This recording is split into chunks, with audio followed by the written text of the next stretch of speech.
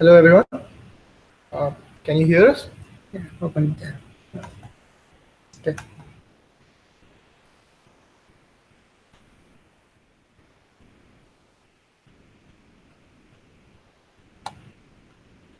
The chat is open. Look over there.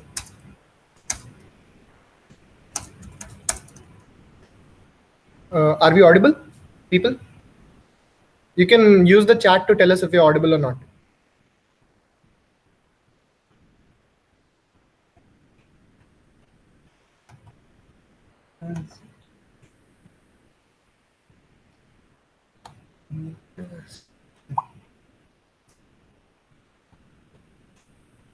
Yeah. Okay, So- cool. So as you guys have been taking the reinforcement learning course, we're having a small live session to solve some of your doubts. So this is Ashutosh and I'm Abhishek. Yeah. And so as you know from the forums, we are The TAs for the course. And yeah, we'll be taking whatever doubts you have, and we'll probably be showing a little bit of the programming aspects of the course, as many people have been asking in the forums as well. So yeah, I guess we should get started. yeah. So you guys can keep typing your questions in the chat. So by the time we get a few questions, we'll start off with a small Programming, demonstration of the programming aspect. Okay. Okay. I need to start sharing the screen. So yeah, we'll be sharing a screen to show you how. Okay.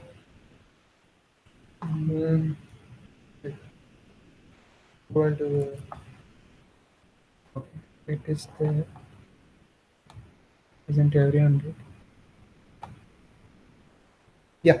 So like you can see, I guess you're still audible, right?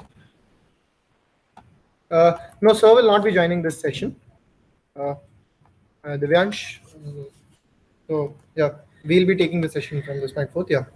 All right. So if people remember what the there was a Clifford example that sir explained in class. So basically, the agent starts from here. You can see my voice pointer.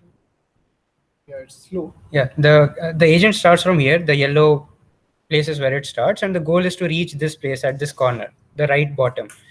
And there is a cliff here, as in if you go to this particular grid, you'll get a reward of -100. Everywhere else, the reward is -1, and you get a +10 or something like that for a positive reward for getting to the goal. Now, if you guys remember, Q learning and SARSA learn slightly different policies in both of these things. So we'll just have a demonstration of what those were. So as you can see, I've set my algorithm to Q learning right now with the rest of the parameters, and my exploration epsilon is 0.2. So now I'll start the learning. As you can see, the agent is exploring and the policy is evolving a bit by bit. And in the grid, you can see the value functions as they're updated. Optimal policy. And you can also see like the arrows indicate the optimal policy at that position, at least like in an expected sense. What is the value? The arrow size indicates what's the value of going in that direction, essentially. Yeah. So as you can see on the left hand side, you have arrows pointing in multiple directions because the probabilities for all of them are very low. But towards the right, as you can see, big, large arrows which are pointing in specific directions because the value function and the confidence of the agent in that particular region is high. So now we'll speed up the training. Yeah. So now once the training has speeded up, I'll now push the exploration to 0. Because you're supposed to anneal epsilon, as you all remember from the class, to make sure that learning converges. So yeah, now if I take the exploration to 0 and make the agent go slow, you can see as Q learning has learned the optimal policy of falling very close to the cliff and then going to the goal, which is basically the shortest path. As you know from the lecture, this is the optimal path for this particular grid world. Now, what we'll do is we'll change this learning algorithm to SARSA. I'll change that to SARSA, reinitialize the agent, and again, with the exploration epsilon of 0.2, we'll start the learning. So again, the agent will do some initial exploration. I'll just speed up the learning a bit. Sorry. Yeah, so again, the green indicates a high positive value and the red indicates a high negative value. So if I change increase the exploration so that the agent explores well enough in the beginning. Yeah, so and now then we anneal epsilon. We bring it slowly down to 0 so that learning continues to happen. And yeah, finally, let it train for a little longer. You can see there are some training graphs which are generated at the bottom. And yeah, so once the learning, I'll slowly decrease the thing.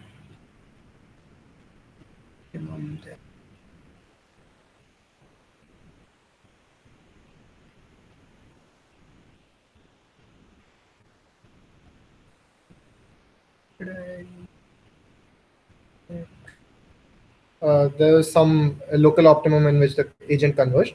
We'll reinitialize and try to run it again. And to should converge. Go far. And we have annealed epsilon. And now you can see. So this is the policy that SARSA learns, which is take the long route. So as you remember, the optimal path for this was going close to the cliff, which Q learning learned, and SARSA learns this so-called safe policy.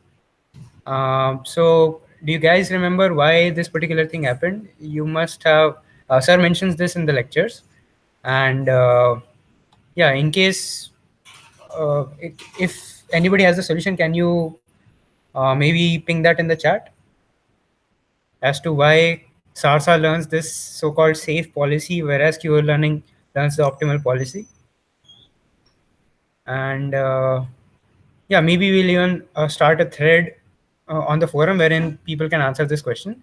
And in case you have doubts, you can go back to the lecture or you can refer to the book again. So if you remember, the textbook for this course is this second edition of Reinforcement Learning and Introduction by the authors Sutton and Bartow. And page number again.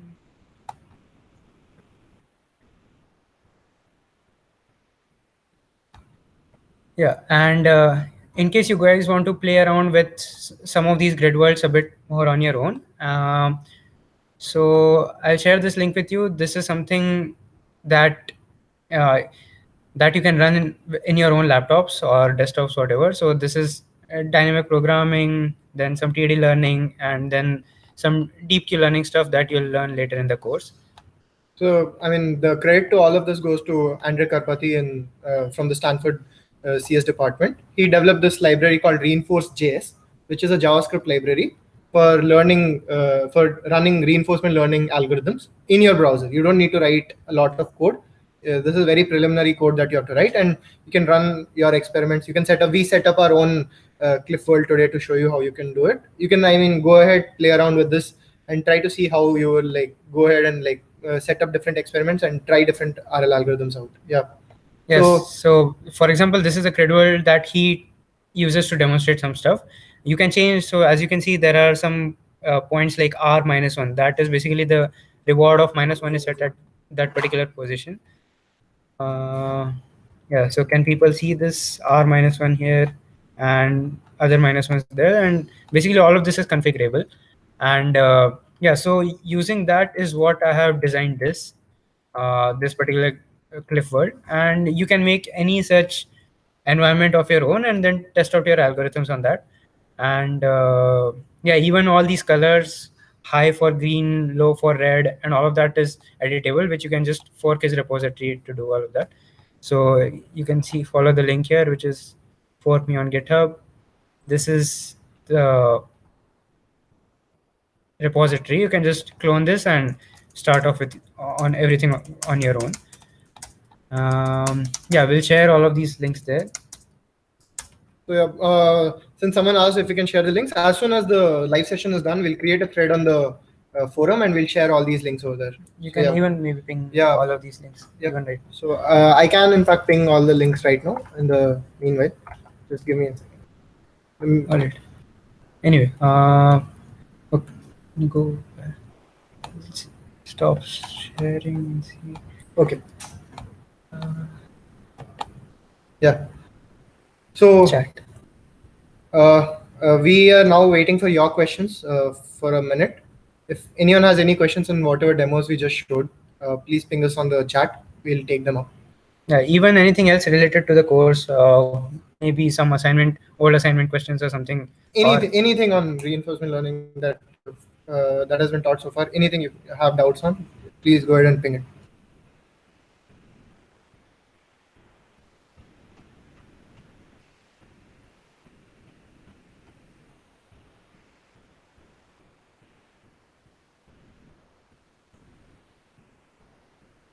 So you can't see if people are typing and stuff. No, this is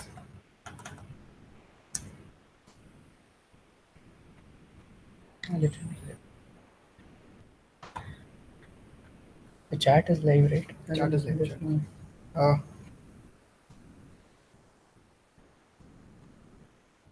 Any doubts, anyone?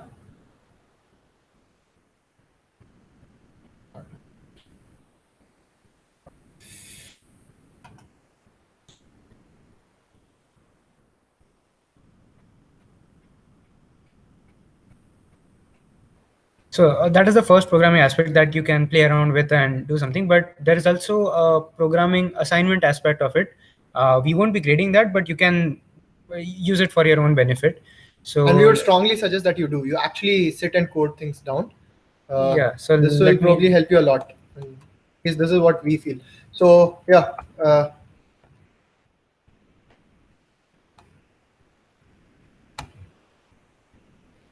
All right, so this is something that there was a deep reinforcement learning bootcamp that the University of Berkeley held. And so the most of it is deep reinforcement learning, which you'll be learning later. But what is important and relevant to our course right now is this particular lab 1 here. So it has on MDPs, you'll implement value iteration, policy iteration, tabular queue learning, and you will try these out on some simple environments.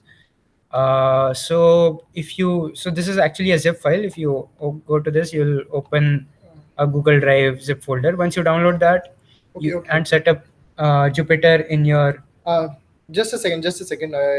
Suddenly we just got lots of questions, so we'll take them up right now. All right. Stop sharing the screen. Yeah. We are going to stop sharing the screen and we'll start taking questions. Okay. So the first question we got was the following. Why do we forward T+1 in Bellman or MDP? Can you elaborate on your question? I mean, it's not very clear to us.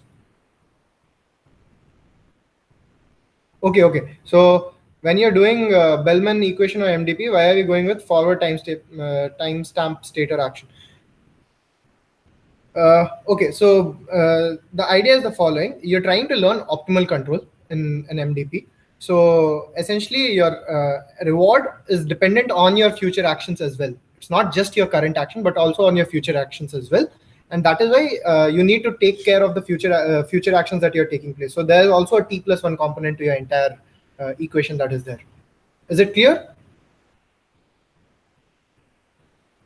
And if your question is that why don't we take any other time step and just y t and t+1, so that is because this is a Markov decision process. Yeah. So by definition, Markov means that my current state only depends on my previous state and not everything from t equal to 1. And yeah, which is why, so for if you want to find out t+1, that will only depend on the state at time t, state and action at time t, and not all the sequence of states and actions from starting from the beginning of the episode. So I hope that clears your doubt.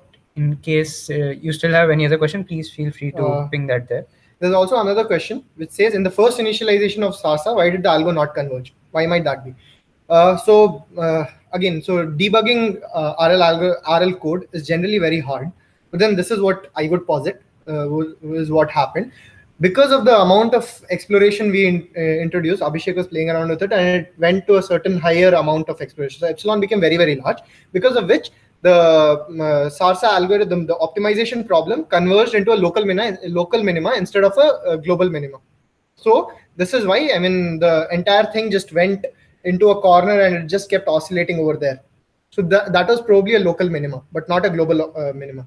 So the way the entire proof of the algorithm and how the algorithm converges is given by an annealing epsilon. So what you do is you reduce your epsilon slowly over the different time steps that is there. And because of that, what you are supposed to do is keep your epsilon high till a certain point and slowly start reducing it. If you slowly reduce it, you're guaranteed to converge.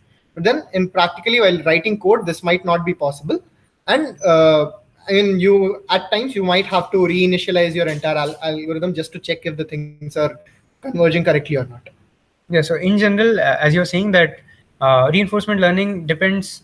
So there is a lot of stochasticity involved here. So as in it is very sensitive to initial parameters and so on and so forth. So yeah, I mean, if you set so the epsilon values that you choose have to be chosen carefully, because if you set your epsilon to too high, then that might lead to too much exploration, and wherein you might not actually learn anything because you keep on taking non-optimal actions even though you have a good idea of what is optimal. So as like you said, an ideal way would be to start with a high epsilon and keep on annealing, so that as you get to know the state value functions better and better, you start exploiting that rather than uh, keep on exploring. So yeah, so I mean, if you run that 10 times, I think 8 or 9 times that will still converge to the optimal policy. It just happens that maybe just because in order to show the demo, I shifted the exponent to a high value to speed up the learning. But yeah, somehow that converts to a local optimum. Is it clear, Divyansh?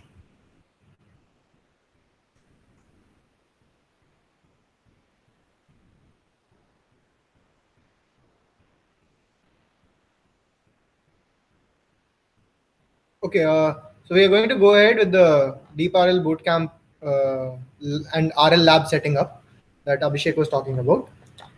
So yeah, just give us a second. Yeah. So going ahead, so there was this Deep RL Bootcamp which happened at UC Berkeley sometime back in August 2017, and they set up really good experiments for deep reinforcement learning. And the first lab was in fact about simple reinforcement learning using tabular methods, which is what we have been learning so far. So there are instructions to set up your entire environment and all, which we have already done on our computers, but then you can go through them and set it up yourself. Next, what Abhishek is going to show you is how the lab one actually looks like, how the codes are written in Deep RL. And these are okay, so RL codes are generally written in Python. In fact, for that matter, even ML codes are generally written in Python. There are other places, like we showed, I mean, you could use reinforced.js to write simple codes, but then when you're writing bigger codes, I think Python is what is generally used. So we are going to show it using a software called Jupyter notebooks, where you can write text, you can give so many things. I mean, you'll just in a minute or two, you'll see how beautiful the entire code looks like. And yeah, I guess Abhishek will take it from here. yeah, okay. So like I said, so this lab one contains the stuff that you will require, the stuff that we've been doing in this course, which is on MDPs, value iteration, policy iteration, tabular queue learning methods, and implement these on simple environments like maze navigation and all. So this lab one leads to a Google Drive link, which I've opened here. You can download this and extract this, go to this folder and start a Jupyter notebook. So once you do that, here is what that will open in your browser. So as you can see, this link is not something that I can share with you. This will be local to each of your machines. So once you download this, and maybe yeah, you can download this, go to this folder and just run Jupyter notebook, that command. So let me, if I open lab 1 problem 1, let's see. So as you can see, there are some instructions in the beginning, and so you import what is called this frozen lake environment for this particular method, for this particular demonstration. So what it basically is that imagine that there is a frozen lake and there are some holes there, and you have to go from a start location to a goal location in this discrete space. And obviously you don't want to fall in the holes while doing this. So what you want the agent to learn is to find some optimal policy which avoids these holes and takes you safely from the start to the goal. So basically, if you look at this 4x4 grid here, so the S is your start state, G is your goal state, and F is where all the frozen surface. H is the holes that you can fall in. So basically, you need to navigate on from S, F to G while avoiding all the H's. Now, how does the code look for this?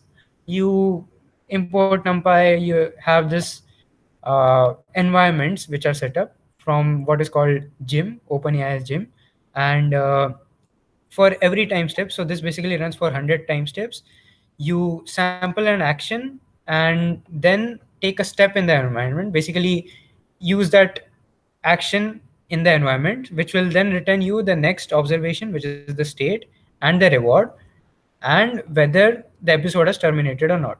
So if the episode has terminated, you break, otherwise you keep on looping for those 100 time steps. So here you can see 3 iterations of this particular. So this says that, okay, I took down. So the red is where I am currently. I took down, but I have reached F. So that is because there is a stochasticity in the environment. On the first step, the down action is selected, but the agent moves to the right. So it doesn't always happen that your action is deterministic. As in, you might pick a down action, but with a probability of 0.2 or something like that, you might end up taking a random action. So that leads you to the F there. I mean, think of it like, say you're using a joystick to play a game and your joystick is broken. And at times it works, at times it just gives some random signal to your computer. Think of it like that. And I mean, you should be good to go. Yeah. Yeah. So now that you reached this particular F, now you take a down action again, and then you reach this hole. So you fall, and basically the episode ends there. So this is just one demonstration of that. You run many such episodes, you keep on learning, and you hope to converge to an optimal policy. So now I'll scroll down to more of the code. So if you read this code, this basically is setting up the environment. So this is the transition probabilities, the number of states you have, the number of actions, and yeah, so this is a description of that. So value iteration is something that you've already learned in the course. And so this first question in this particular lab will ask you to implement value iteration. You know what the math is, and for reference it is given here as well. You can open your notebooks or the video lectures. And so yeah, there is this function called value iteration which you need to complete. The inputs for it is the MDP, which is this frozen lake environment that we have, gamma, the discount factor, and the number of iterations you want to learn. And the output is the value function and the policy for this. So if you look closely, they specify what exactly your code should be doing. So you need to replace the code, this particular segment, with the math that take place here. And then when you run this, you can see what is the action that you're taken, what is the expected action, and what is the reward that you've gotten for all of these things. And yeah, so red is the thing that you'll see if you're doing right, and green is what the expected this thing is. And then you can even visualize what your optimal policy learned is. So for example, if you remember, we showed you arrow directions of where this policy is converged. So like, for example, I'll learn it for Q learning again.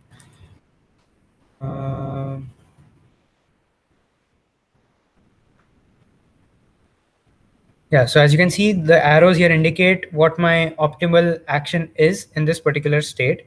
So in all the states in the top 3 rows, my optimal action is to go down. And in the row just above the cliff, it is to go towards the right. And finally, in the grid just above the goal state, it is to go down so as to reach the reward. So these arrows indicate what my optimal policy is in this particular state.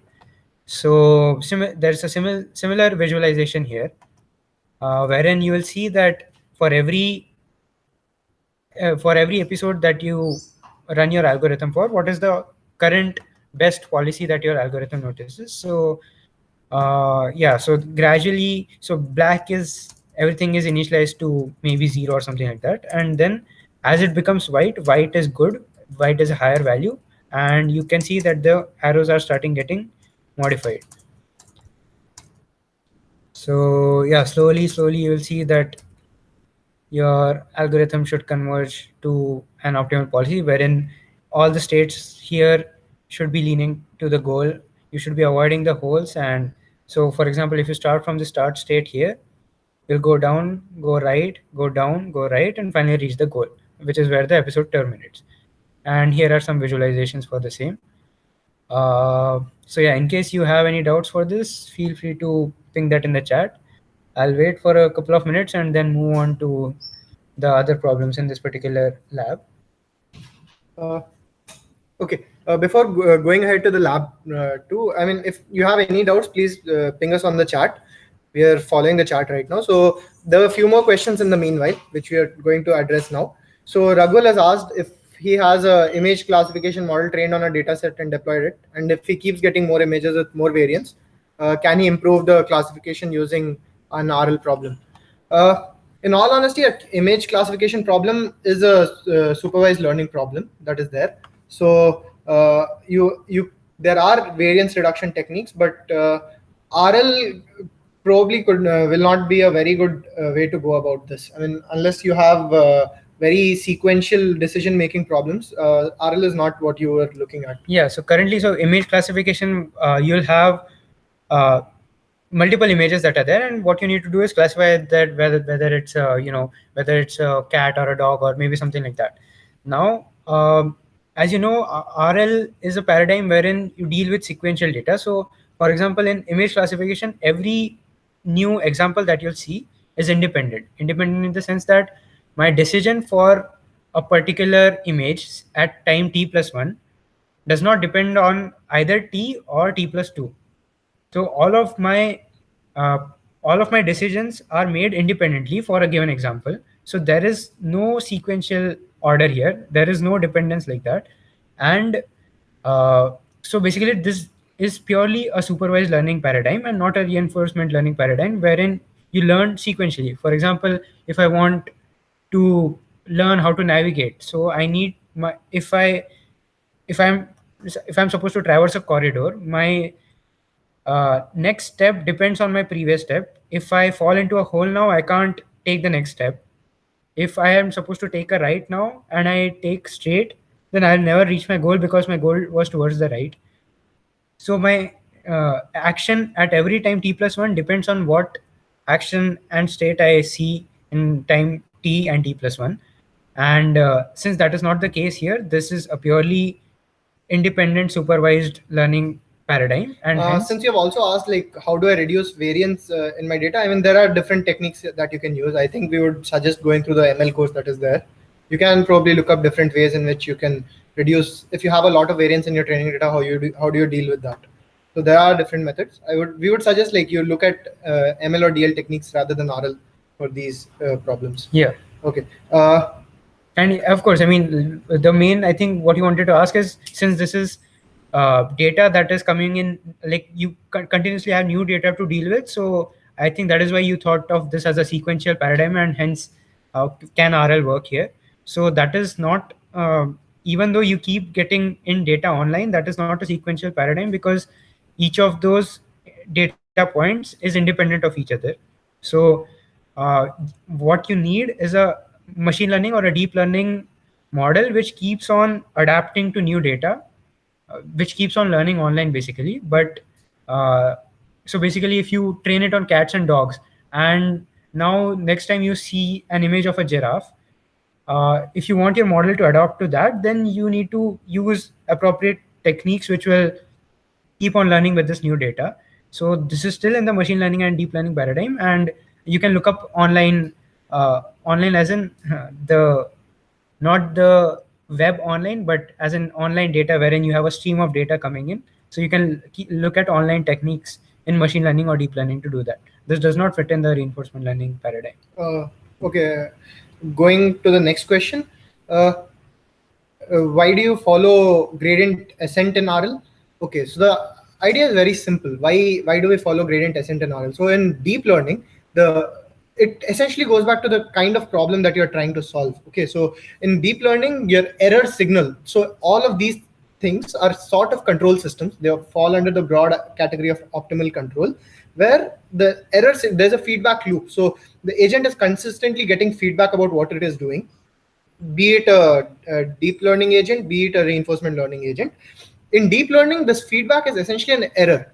So error compared to how much, so you're given labels in your data. So you have your X label and your Y label, and you have predicted some Y hat for a given X.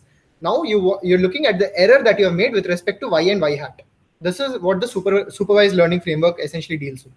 With such a situation, what you want to do is you want to minimize this error. Okay, so that is why in deep learning or in machine learning for that matter, you try to minimize the your objective functions becomes a minimization objective function. Now, going ahead, in reinforcement learning, what you do is essentially you get reward for doing things. Okay, so once you start getting rewards for doing things, you want to maximize the long-term return that is there. We have seen in the value function-based methods how you define your return. You want to maximize this return. That is the signal that you're getting from your environment. It's not an error signal, but it's the reward signal that you get. So it's in the nature of the problem itself somehow that you want to maximize in RL rather than minimize. So what happens is you have to maximize, since to minimize, I think everyone has learned over here that in ML or for that matter for any minimization technique, what you do is you follow gradient descent. On the other hand, in RL, since you want to maximize, you want to do a gradient ascent. You want to go to a maxima. That is the reason that you follow gradient ascent in RL.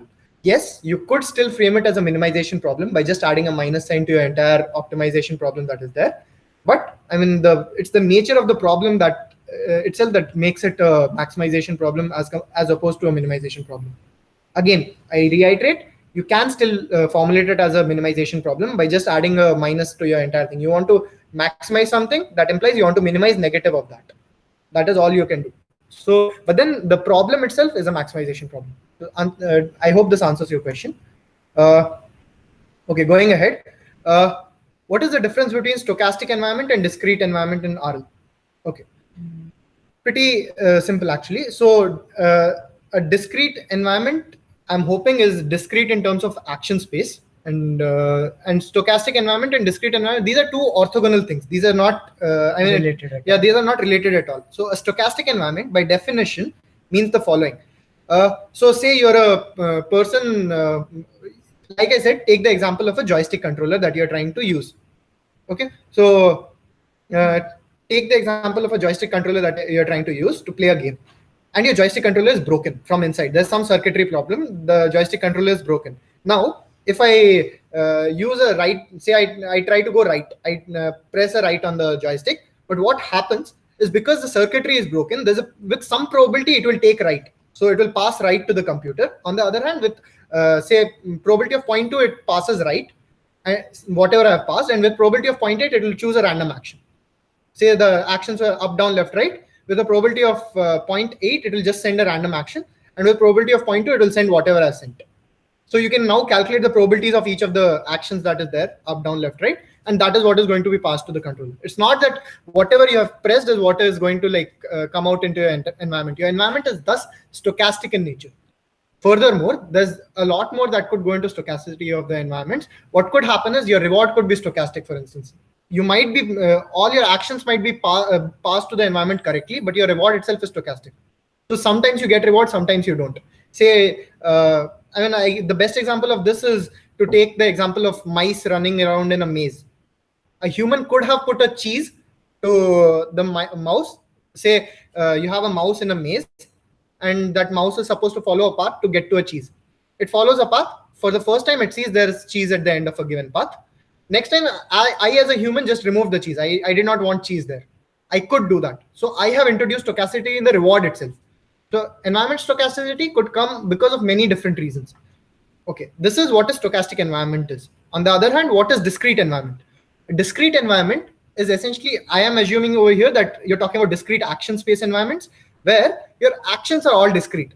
You can say up, down, left, right, things like this. On the other hand, you have, for example, let's take an example. So for example, in the video games that you play, so you just have 4 keys to press, up, down, left, or right. So the action that you have to take at every time step is to decide which key to press. So it's just one of those keys, and it could be any one of them. But compare this to a continuous action space as compared to a discrete action space. So wherein, for example, I am driving a car. So I can't just decide that I want to turn left. I need to decide that by what angle I need to turn the steering wheel. So I could turn it by 30 degrees, I could turn it by 60 degrees, I could turn it by 90 degrees. So you can see there's a continuum from minus 180 to plus 180 degrees. I could be changing, I could be predicting my action from minus 180 to plus 180. And it's a continuous, it's not in discrete steps of point one or something. You have a continuous action space that is there. Or yeah, I mean the granularity is so small that you can assume it to be continuous, and yeah. Wherein now you have to make a prediction as to which one of these values will it be from minus 180 to plus 180, as opposed to in discrete settings where I just had to predict whether I have to press the left key or the right key. So that was the discrete thing there, and here's the continuous in contrast.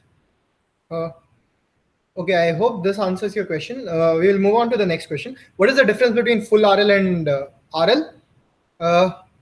Okay, the reinforcement learning problem in general consists of two different types of problems. One is called a full RL problem. One is called a bandit problem.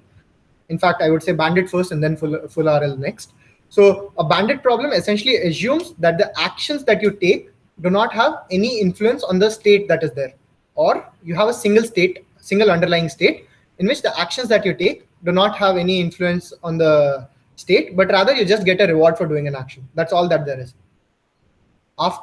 This is called a bandit problem, where you have different actions. The action that you take has no influence on your state. You keep looping into the same state. Okay. Then there's something called as the contextual bandit, where the action that you take sort of decides the state that is there. So you can define a context on top of things. However, you come back to the same. You sort of come back to the same state that you started with. Your reward would essentially depend on the action, but then the state would again. You essentially have a conditioning over your action that you have taken. So it is somewhere in the middle of a full RL problem and a bandit problem. So this is a contextual bandit, where your actions also decide your state, but then not completely. I mean, there's no long-term dependence. Next, what comes next is something called as a full RL problem, where your action essentially what you want to learn in a full RL problem is a continuity, a whole policy of actions that is there. So you want to learn a full set of policies, not just a single action. In a bandit problem, your goal is to find what is the best action that is there, because you're returning to the same state. In a full RL problem, you want to find a policy instead of a single action. A policy would essentially be a sequence of actions that is there. So that is what you want to find. A sequence of action states actually that is there, and that is what you want to find. So a full RL problem has all the different types of things that is there. And there's a reward function, you have to define a return, I mean, which are also there in the bandit problem, but then the complications which come in are much higher, because there's also dependence from your previous time step that is there, which is not there in your bandit problem. Okay, so to reiterate the answer to your question, the difference between full RL problem and RL, full RL is just a subset of the RL problem, the whole RL problem. The whole RL problem has a bandit problem to it as well, which is bandits and contextual bandits as well, which were defined just 2 minutes ago to you. And the full RL problem, on the other hand, is a problem in which you want to learn a policy. You have long-term dependencies between your different actions. So action, for instance, in chess, if I play a move now, it could make me win 10 steps down the line. That is not the case with bandits. If I take a move now, I'll get a reward right now. And that does not affect the reward that I'll get later. I'll get later, yeah. So all my actions are independent, and so that is the bandit problem there. And the full RL problem will have a sequence of states and actions that you'll have to navigate in order to maximize your reward. Yeah. So next question that we see over here is, okay, Prerna pointed out that Biswajit meant the difference between stochastic and deterministic. Okay, again, so stochastic and deterministic, the differences are, I mean, as the terms speak by the word meanings itself. A stochastic environment. Let me tell you. So I'll just explain this with an example. So assume that you're in a grid world, and you're supposed to navigate from one place to another. Assume it is the cliff world or something like that. Now, in a deterministic setting, what would happen is, if I choose to go down, I'll go down. If I choose to go right, I'll go right. And that is exactly what will happen. It is purely deterministic. What action I take is exactly what will get reflected.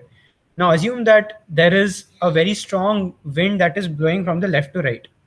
Okay, so what could happen is if I take a step to the right, I might end up 2 steps to the right because the wind pushed me there.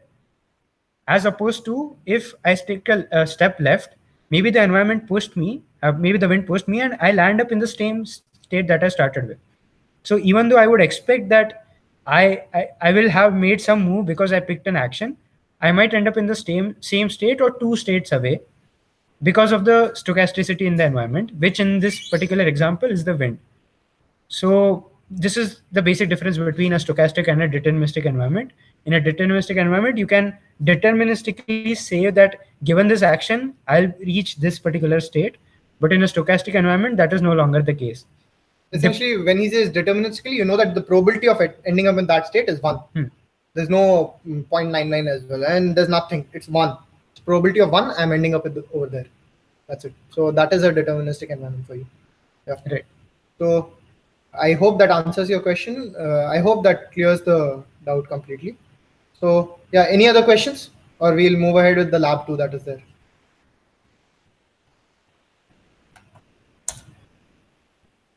Give us a second. We are refreshing so that we can check the questions. Yeah. So I'm guessing there are no more questions. So just right here. Okay. Till then, I'll again go back to the lab.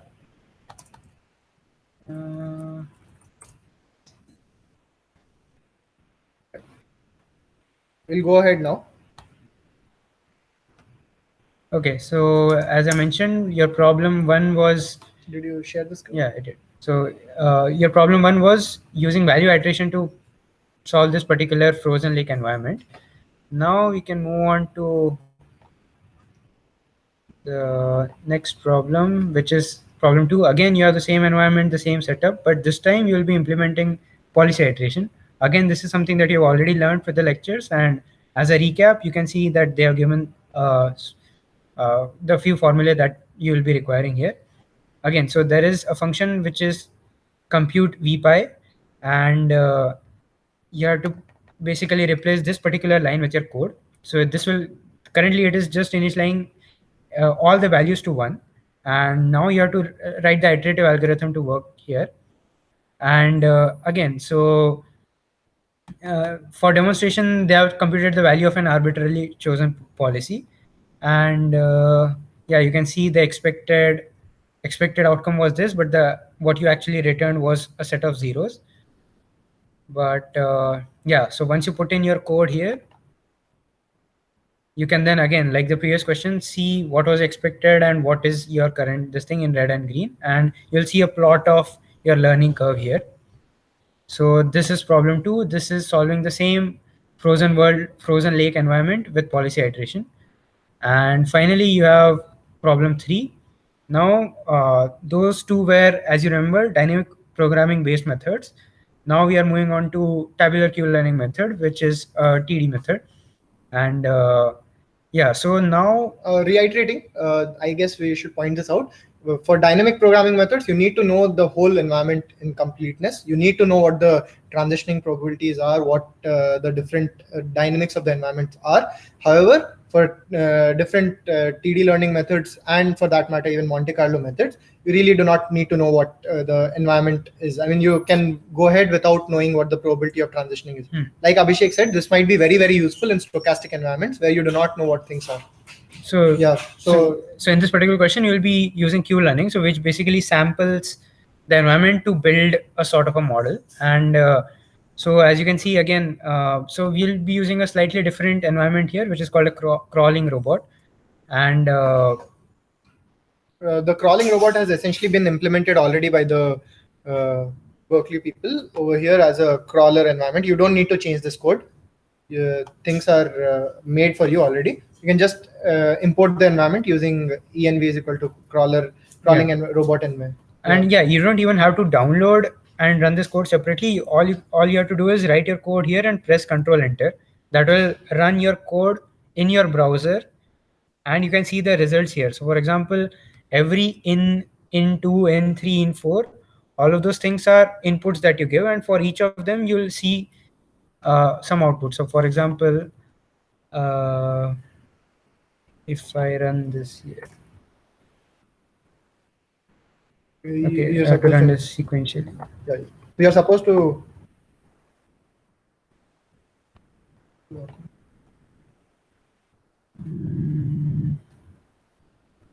I think I need to set up something else. Okay, so I guess we have some dependency issues, but then because this is a new laptop, we haven't installed Python completely in this.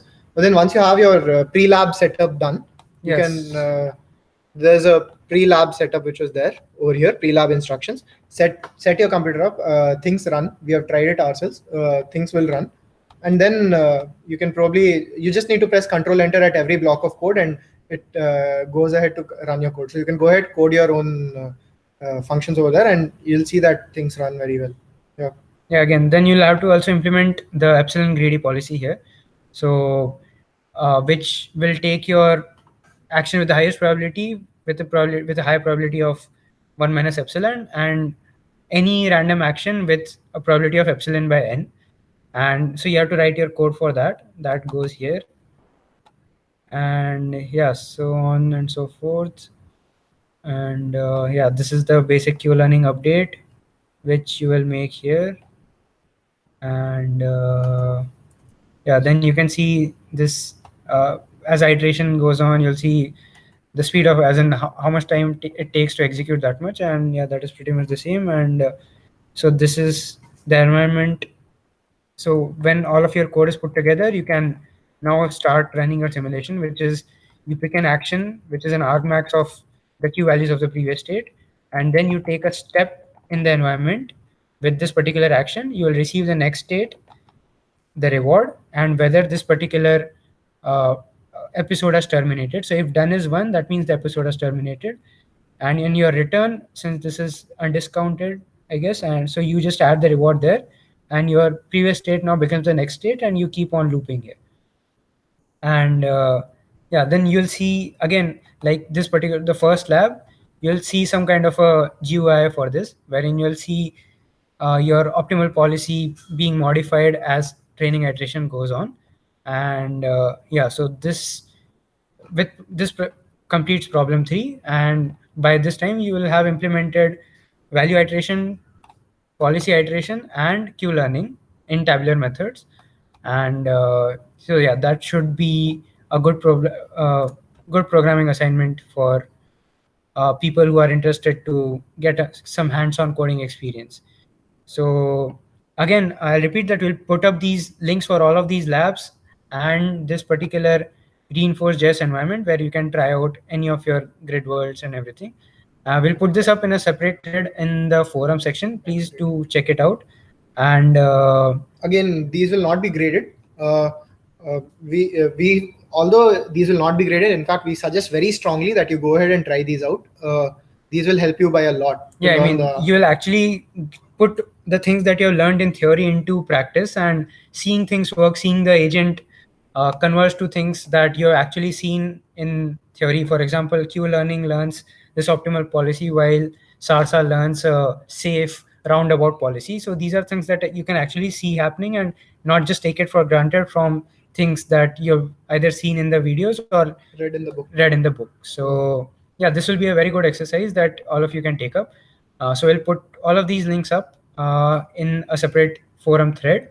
And in case you have any doubts for any of them, feel free to ask that on the forums. We'll not grade these labs, but we can still answer any of your questions that you have for these particular labs. Yeah. And so yeah, in case you have any more questions, maybe we can. Yeah. So if you have any more questions, I mean, we'll be happy to take them up.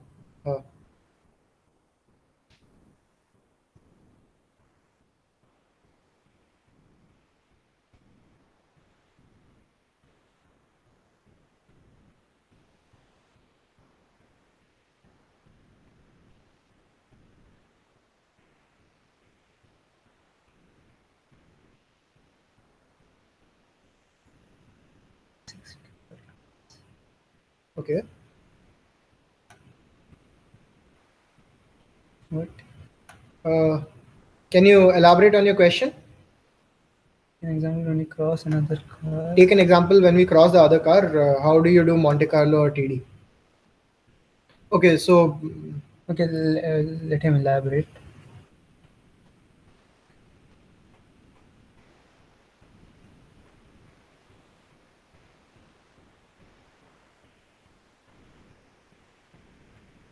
how do these play a role? Is your question that is the autonomous self-driving car that Google is trying to make right now, does it use reinforcement learning? Is that your question? Does it use Monte Carlo or TD or any Bellman equations?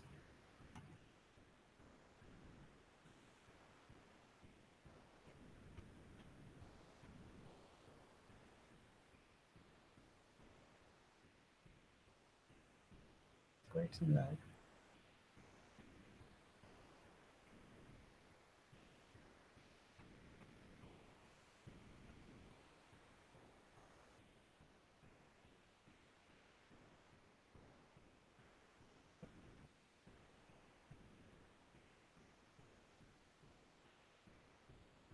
That is the assignment question.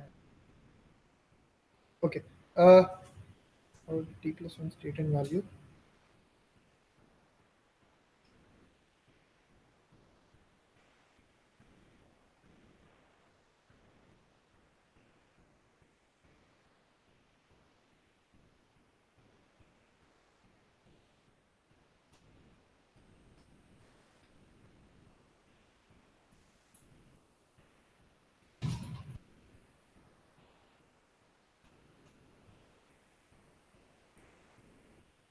All right, sure.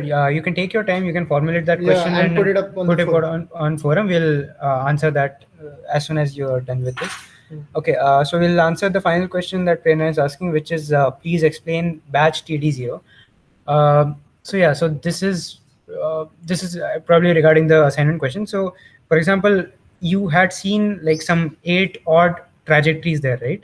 So what you did in the Monte Carlo case is that you estimated the values for each of those uh, states, which was A and B, using all of those trajectories at once. So what you could do is you can take every possible trajectory and then compute, take them in order and then compute the values for that one by one. Or what you could do is you do this in batch. So you assume that all 10 of or 8 or 10 of these trajectories were given to you in one go. There is no particular ordering in that. And then you can use this as a batch to evaluate your uh, value function. So basically, if you look at how the problem was solved in the lectures by sir, that is exactly how we are doing it here. We take all that batch together and then process it at once, and take whatever averages and the TD and Monte Carlo formulas that you need to apply. You do that for the whole batch together, not one by one sequentially. So once you do that, then you should be able to uh, come up with the answers. Okay, Dishan is asking which algorithm is the best one. So this depends a lot on the kind of problem that you're trying to solve. Yes. In all honesty, I mean, that is what this would depend on. So like we saw, I mean, SARSA ends to find safer policies than Q learning. I mean, Q learning finds optimal policies quicker, but then at the end of the day, I mean, it depends a lot on the problem that you're trying to solve. That is all we would say. I mean, so if you just want something that works, and like for example, what that works, and you quickly want a solution, you could use Q learning for that. But you know that Q learning, I mean, I'm kind of answering the question that I just asked previously, but yeah, Q learning, since it tends to explore, it will fall down the cliff a lot. And if you look at the average reward curves, you'll see that for Q learning, it is quite less as compared to SARSA, because that will choose a more safer policy. So assume that you have a risk sensitive domain, for example, say autonomous driving or something like that, wherein every mistake that you make could cost you a lot. So you do not have many cars to test on. I mean, after all, you do so not have... you don't want to crash into people while learning. So since every mistake is costly there, so maybe you could use something like SARSA, which will learn a safer policy and not make as many mistakes while learning as compared to Q learning, which will. So depending on the kind of situation you have, the kind of algorithm you would want to use there will change. And hence, there is no one best solution that fits everything. Depending on the situation that you have, the kind of assumption it makes, you match that with the kind of assumptions each of your algorithms make, and then use the best match. So yeah, I mean, yeah, it takes a lot of trial and error, but you get the hang of it. Yes. So, any other questions? If not, I mean, we'll close. Yeah, maybe you can take one last question now because it's Yeah. already time. Yeah, feel free to post any other doubts that you have on the forum, and we'll take that up there. And yeah, sure. I mean, yeah.